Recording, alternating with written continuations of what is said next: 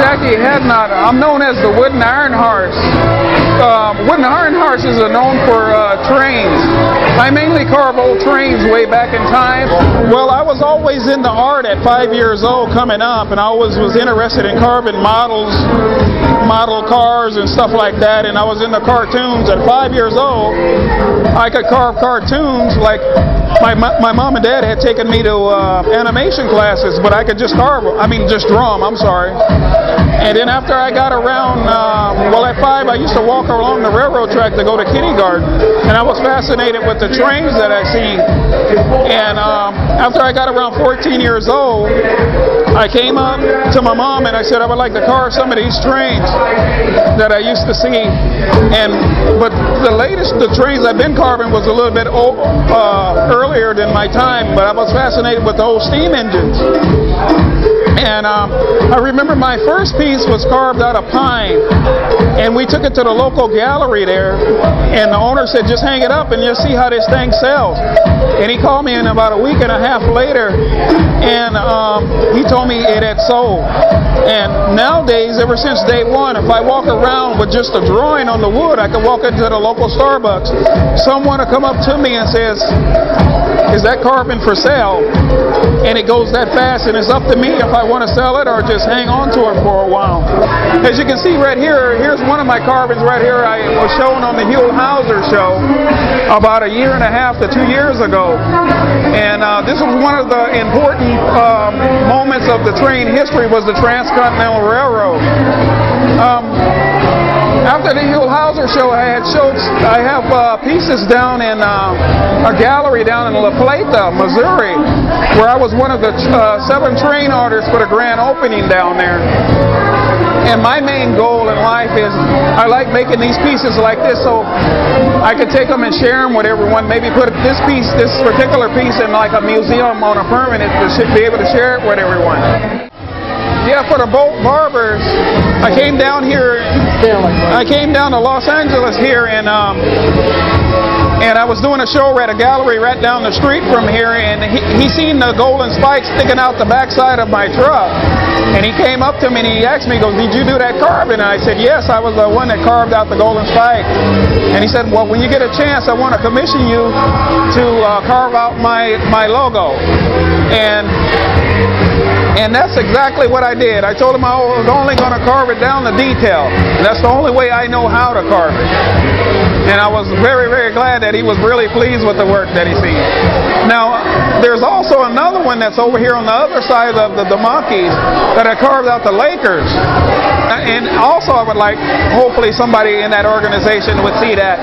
I want to carve out something at a larger scale of the 2010 NBA championship. And around the frame, I would like to carve out some of the sayings that Chick Hearns used to say when he was at the Lakers. And hopefully that could go somewhere within in that organization. I use a lot of flat chisels and a mallet, an old mallet.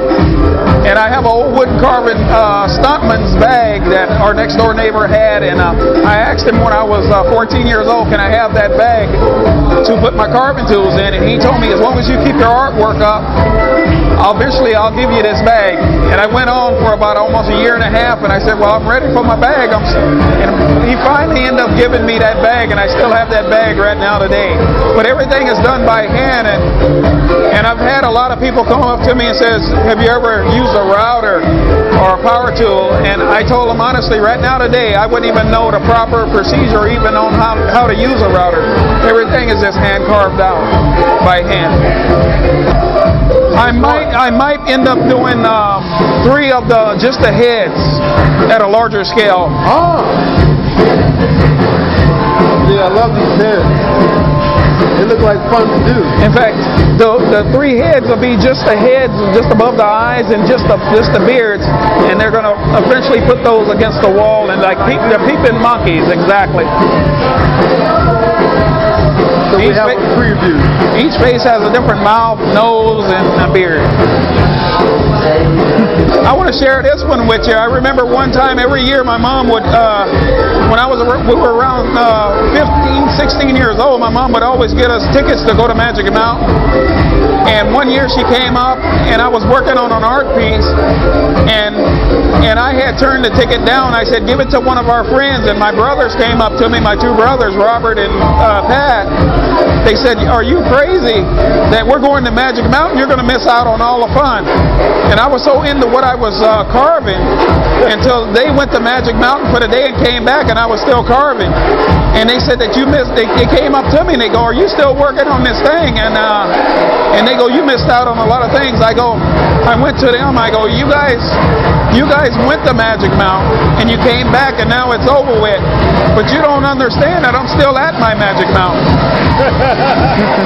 Okay, and for people that want to contact you for these type of opportunities? Well, you guys remember, my name is the Wooden Iron Horse. My name is Jackie Hadnot. The Wooden Iron Horse is for trains. I mainly specialize in trains.